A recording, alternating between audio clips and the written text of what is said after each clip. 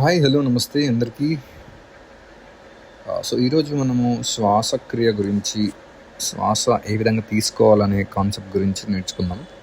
యాక్చువల్గా చాలా ఇంపార్టెంట్. ఎందుకంటే శ్వాస ఎలా తీసుకోవాలి అని తెలిస్తే మీరు ఆల్మోస్ట్ లైఫ్లో చాలా ఎనర్జెటిక్గా మీరు ఉండవచ్చు. చాలా శక్తివంతంగా మీ బాడీని మీరు హీల్ చేసుకోవచ్చు. మీ బాడీని మీరు ఎప్పటికప్పుడు రీఛార్జ్ చేసుకోవచ్చు. సో ఆ విధమైనటువంటి ప్రాసెస్ అన్నమాట ఇది. సో యోగుల యొక్క సీక్రెట్ ఏంటి అంటే, వాళ్ళు ఒక లయబద్ధకరంగా, ఒక రిథమిక్గా బ్రీతింగ్ తీసుకుంటారు. సో అందువల్ల వాళ్ళకి ఎక్కువ ఎనర్జీని కూడగట్టుకొని ఆ శక్తితో ఎన్నో అద్భుతాలు చేయగలుగుతారు వాళ్ళు. సో ఇక్కడ శ్వాసలో మనకి తెలిసినటువంటి విషయం ఏంటంటే, ఆక్సిజన్ మాత్రమే అందుతుంది బాడీకి అని అనుకుంటారు. కానీ ప్రాణశక్తి కూడా అందుతుంది. శ్వాసలో ప్రాణశక్తి, కాస్మిక్ ఎనర్జీ, విశ్వశక్తి అని అంటారు దాన్ని. సో ఆ ఎనర్జీ కూడా శ్వాస ద్వారా అందడం వల్ల అది రక్తంలో కలిసి ఆ రక్తం ద్వారా శరీర భాగాలకు సరఫరా చేయబడుతుంది.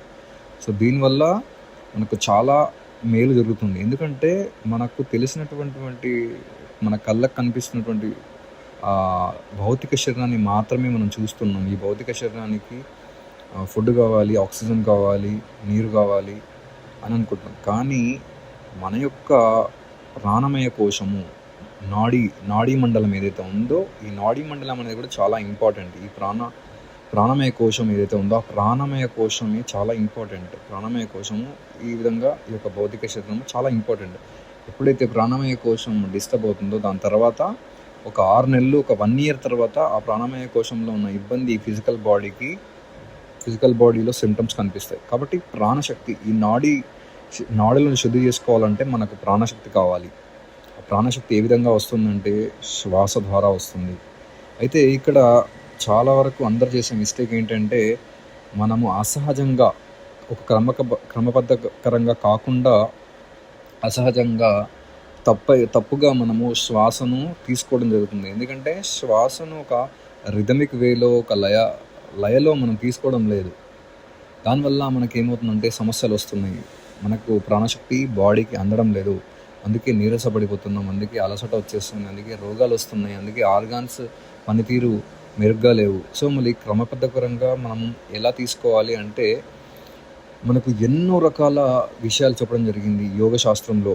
రకరకాల ప్రాణాయామాలని, ఒక్కొక్క ప్రాణాయామం ఒక్కొక్క రిథమ్ని నేర్పిస్తుంది మీకు. ఒక్కొక్క ప్రాణాయామం ఒక్కొక్క రకమైనటువంటి శరీరంలో నాడీ శుద్ధిని కలగజేస్తుంది. ఫర్ ఎగ్జాంపుల్గా తీసుకుంటే అనులోమ్ విలోమ్ ప్రాణాయామం ఉంది. దాని ద్వారా మీకు నాడీ శుద్ధి జరుగుతుంది. కపాల్భాతి ఉంది, సెంట్రల్ నర్వస్ సిస్టమ్ యాక్టివేట్ అవుతుంది. భ్రామరి ప్రాణాయామం ఉంది, మీ బ్రెయిన్కి ఆక్సిజన్ అందిస్తుంది. చాలా రకమైనటువంటి మానసిక ఒత్తిడి నుంచి బయటపడతారు భ్రామరి ప్రాణాయామం చేయడం వల్ల. మీ యొక్క బ్రెయిన్ అనేది చాలా స్టిమ్యులేట్ అవుతుంది.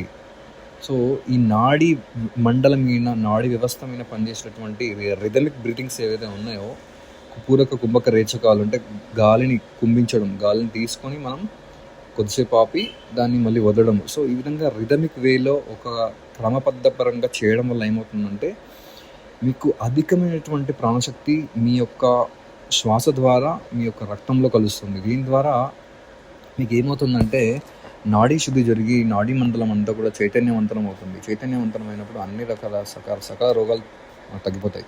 మన యొక్క ప్రాణమయ కోశం అంతా కూడా, మన నాడీ అంతా కూడా ఆ శక్తితో, ప్రాణశక్తితో నిండుతుంది. సో ఇదే సీక్రెట్ అనమాట. సో ఎవరైతే ఈ యొక్క నాడీ మండలాన్ని ఎప్పుడు చైతన్యపరుచుకుంటారో, శక్తితో నింపుకుంటారో, వాళ్ళందరూ కూడా చాలా ఆరోగ్యంగా, చాలా కాలం పాటు, చాలా మానసిక ప్రశాంతతతో, ఏ విధమైనటువంటి అనారోగ్య సమస్యలకు గురి కాకుండా బ్రతుకుతారు. సో ఇదే సీక్రెట్ యోగులకు వర్తిస్తుంది.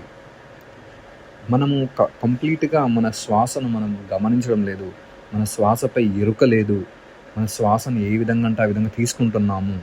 మీరు ఒక చిన్న పిల్లాన్ని గమనించినట్లయితే, ఒక 1 year 2 years ఉన్నటువంటి వ్యక్తులని, చిన్నపిల్లల్ని మీరు గమనించినట్లయితే వాళ్ళకు ఒక రిథమిక్ బ్రీతింగ్ జరుగుతుంది. ఎందుకంటే వాళ్ళు ఎప్పుడు కూడా లైఫ్లో ఒత్తిడికి లోనవ్వరు, వాళ్ళు ఎప్పుడు కూడా ప్రెజర్స్ ఫీల్ అవ్వరు, వాళ్ళు ఎప్పుడు కూడా యాంగ్జైటీ, డిప్రెషన్స్ అనేవి ఆ పిల్లలకు ఉండవు. కాబట్టి వాళ్ళకి ఒక లయబద్ధకరంగా వాళ్ళ యొక్క బ్రీతింగ్ అనేది ఉంటుంది.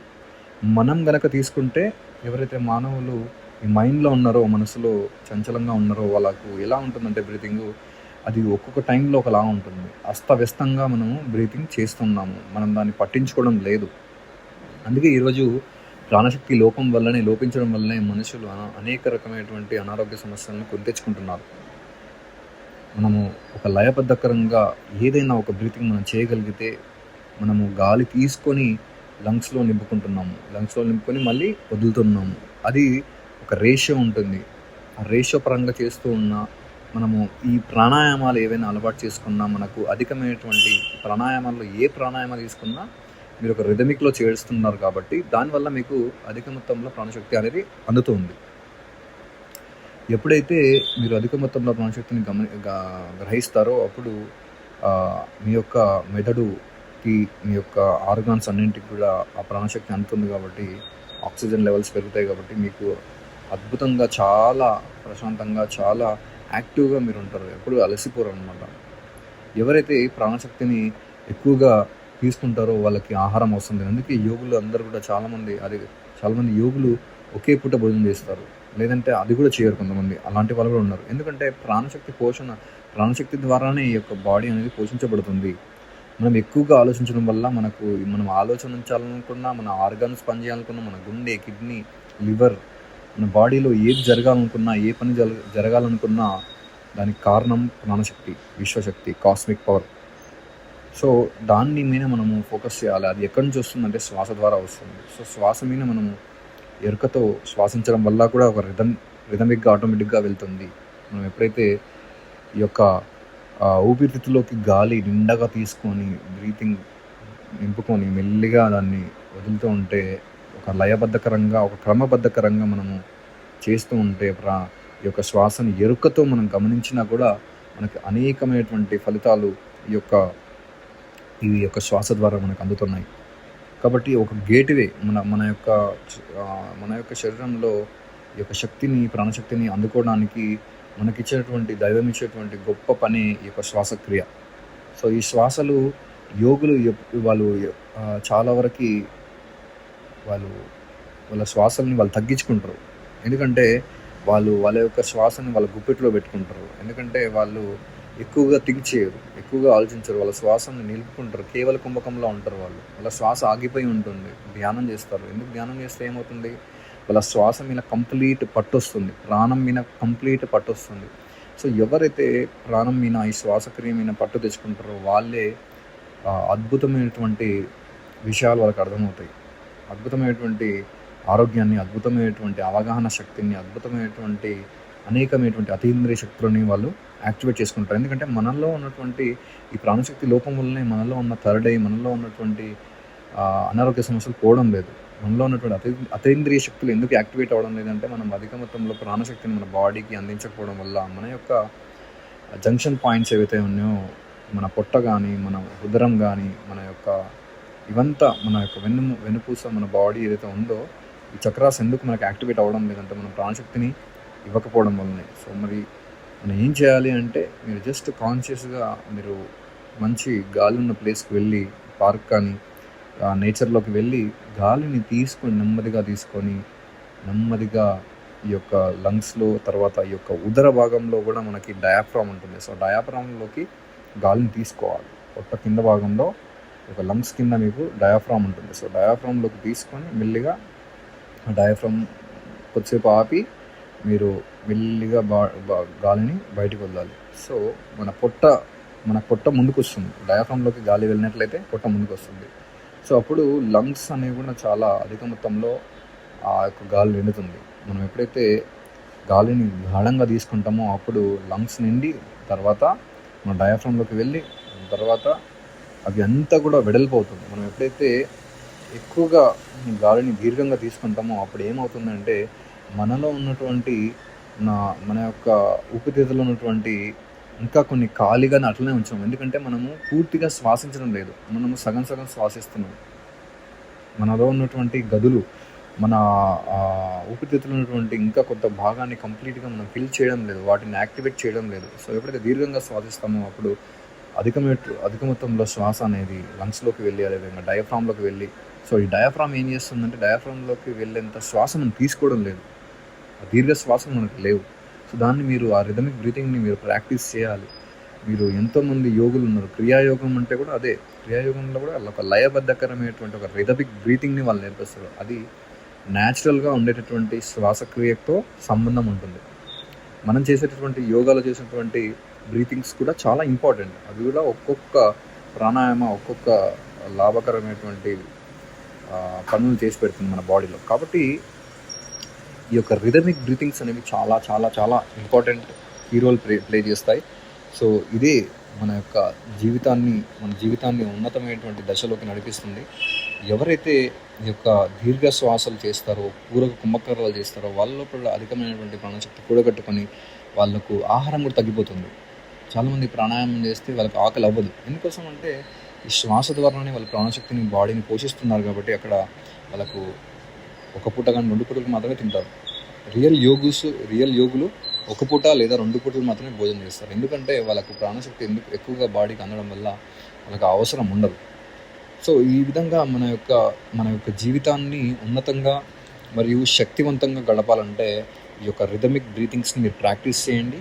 మీకు తెలిసినటువంటి గురువులు కానీ, మీకు తెలిసినటువంటి యోగా గురువులు కానీ వాళ్ళ దగ్గరికి అప్రోచ్ అవ్వండి. లేదంటే మీరు నన్ను కాంటాక్ట్ చేయండి. నేను ఓన్లీ పెయిడ్ క్లాసెస్ మాత్రమే చేస్తున్నాను. చాలా అనేక రకమైనటువంటి బ్రీతింగ్స్ ఉన్నాయి.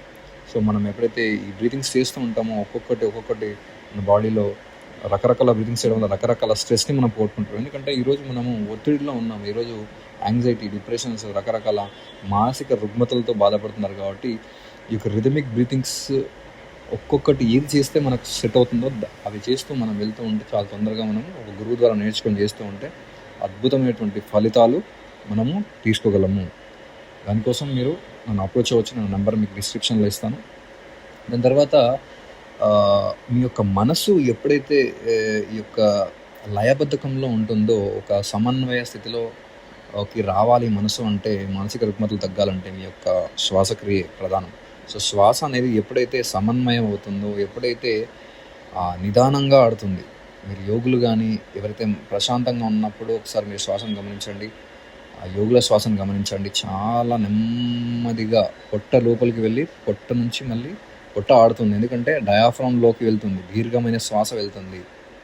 మనము ఎవరైతే చంచలంగా ఉంటారో వాళ్ళకు దీర్ఘ శ్వాసలు ఉండవు.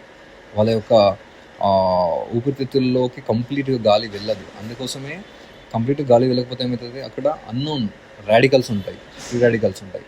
సో దానివల్ల మనకు అనేకమైనటువంటి అనారోగ్య సమస్యలు ఉంటాయి. మన బాడీ చాలా వరకు క్లిన్జింగ్ అయ్యేది మన యొక్క ప్రాణశక్తిలోనే. శ్వాసలో తీసుకున్నటువంటి ప్రాణశక్తి వల్లనే ఆ ప్రాణశక్తి ఆక్సిజన్లో కలిసి ఆక్సిజన్ అంతా కూడా రక్తం ద్వారా సరఫరా అవుతుంది, నాడీ శుద్ధి జరుగుతుంది.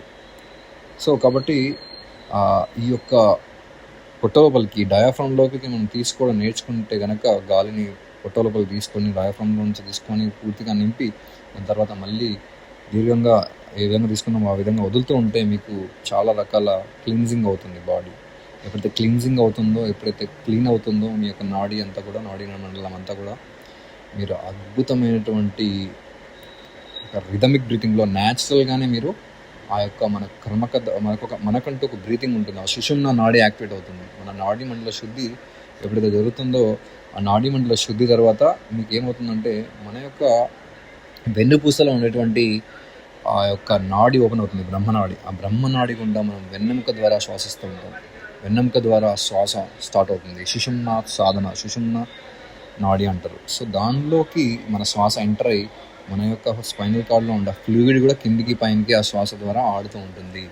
ఎప్పుడైతే మనకు ఈ యొక్క నాడీ మండల శుద్ధి జరిగి మన లయబద్ధకరంగా ఒక రిథమిక్ వేలో మనం బ్రీతింగ్ స్టార్ట్ చేస్తామో, అప్పుడు మన రెండు శ్వాసలు ఈడా పింగళ నాడుల నుంచి తీసుకున్న శ్వాసలు ఏకమయ్యి మన లోపల యోగాగ్నిని కలిగిస్తాయి, యోగాగ్నిని జనరేట్ చేస్తాయి. మనలో ఉన్నటువంటి స్పైనల్ కార్డ్లో ఉన్న ఫ్లూయిడ్ పైకి కిందికి ఆడుతుంది. సో అలా ఆడడం వల్ల ఈ యొక్క స్పార్క్ క్రియేట్ అవ్వడం వల్ల శ్వాసలు రెండు రాపిడి జరగడం వల్ల మనలో ఉన్నటువంటి ఎనర్జీ జనరేట్ అవుతుంది, మనలో ఉన్నటువంటి యోగాగ్ని జనరేట్ అవుతుంది, మనలో బాడీ ఛార్జ్ అవుతుంది. ఈ యొక్క న్యాచురల్ ప్రాసెస్ని మనం మర్చిపోవడం జరిగింది. ఇది మీరు జస్ట్ అట్లా ప్రశాంతంగా ఉండి దీర్ఘ శ్వాసలు తీసుకున్నా మీకు ఇది రావచ్చు. లేదా ఒక ప్రత్యేకమైనటువంటి గురువు ద్వారా తీసుకుంటే ఇంకా ఉత్తమంగా ఉంటుంది. మనం ఎరుకతో శ్వాసించినా కనీసం చాలా ఫలితాలు మనకు ఆశించవచ్చు, చాలా ఫలితాలు మనం చూస్తాం. కాబట్టి ఈ శ్వాసని చాలా చాలా ఇంపార్టెంట్ కీ రోల్ ప్లే చేస్తుంది మన యొక్క లైఫ్లో. మనము శ్వాస మీద మనం ఎప్పుడైతే ఎరకతో మనం ఉంటామో మనకు ఎన్నో రకాలైనటువంటి విషయాలని మనం గ్రిప్లో పెట్టుకుంటాం. ఎందుకంటే యోగులు వాళ్ళు వెంటనే వాళ్ళ ఎనర్జీస్, వాళ్ళ యొక్క ప్రాణశక్తి డౌన్ అయిన వెంటనే మళ్ళీ ఆ యొక్క శ్వాసని మీద వాళ్ళు ఎరకతో దీర్ఘమైనటువంటి శ్వాసలు చేస్తూ ఉంటే, ఆ ఎరుకతో ఆ శ్వాసని వాళ్ళు రిథమిక్ వేలో చేస్తూ ఉండడం వల్ల, నిరంతరంగా చేస్తూ ఉండడం వల్ల ఏమవుతుందంటే ఇంకా వాళ్ళకి లోటు ఉన్నది ఉండదు, ప్రాణశక్తి లోటు అనేది ఉండదు. సో ఈరోజు మనం ప్రాణశక్తి లోటు వల్లనే ఈరోజు మనము మన బ్రెయిన్ని కానీ మనం పూర్తిగా ఉపయోగించుకోలేకపోతున్నాం. మనం ఎఫిషియెంట్గా పనిచేయలేకపోతున్నాం, మనం ఎఫిషియెంట్గా థింక్ చేయలేకపోతున్నాం, మనము ఒకే దానిపై మన యొక్క ఆలోచనలు కేంద్రీకృతం చేయలేకపోతున్నాం. మన ప్రాణశక్తి లోపం వల్లనే మనం అటు ఇటుగా ఈ రిథమిక్ బ్రీతింగ్ మనం చేయకపోవడం వల్లనే, మనం స్పీడ్గా బ్రీతింగ్ చేయడం వల్లనే, సరిగా శ్వాసించకపోవడం వల్లనే సరైన ఆలోచనలు మనకు రావడం లేదు. మన మైండ్ గందరగోళాన్ని గురవుతుంది, మన మైండ్ కంట్రోల్ అవ్వడం లేదు, మన మైండ్ డిప్రెషన్లోకి వెళ్తుంది, యాంగ్జైటీలోకి వెళ్తుంది. ఈ స్విచ్ బటన్ ఏదైతే ఉందో, ఈ శ్వాసను ఎవరైతే పట్టుకుంటారో, ఈ ప్రాణాన్ని ఎవరైతే పట్టుకుంటారో వాళ్ళు ఈ యొక్క మృత్యుని కూడా జయించవచ్చు. ఎందుకంటే శ్వాస మీద గ్రిప్ ఉన్న వాళ్ళు, ఎంతోమంది యోగులు వాళ్ళ యొక్క అన్నిటినీ వాళ్ళు స్తంభింపజేస్తారు బాడీలో. సో కంప్లీట్గా ప్రాణం మీద పట్టు వస్తుంది. ఈ శ్వాస మీద పట్టు వచ్చిందంటే మన ప్రాణాన్ని కూడా, మన శరీరాన్ని కూడా ఈజీగా వదలొచ్చు. చాలా సులువైన విధంగా ఈరోజు మనం ఎంతోమంది యోగులు చూస్తున్నాం. వాళ్ళు జస్ట్ చెప్పేసి బాడీని తీసుకెళ్ళిపోతారు, ఆ విధంగా వదిలేస్తారు బాడీని, ప్రాణాన్ని. సో ఆ విధమైనటువంటి జీవితం అనేది. ఇంకా గొప్ప గొప్ప విషయాలు తెలుసుకుందాం నెక్స్ట్ వీడియోలో. ఎవరైనా ఈ యొక్క బ్రీతింగ్ టెక్నిక్స్ కావాలనుకుంటే కాంటాక్ట్ చేయండి. Thank you so much. This is Gyaneshwar signing of.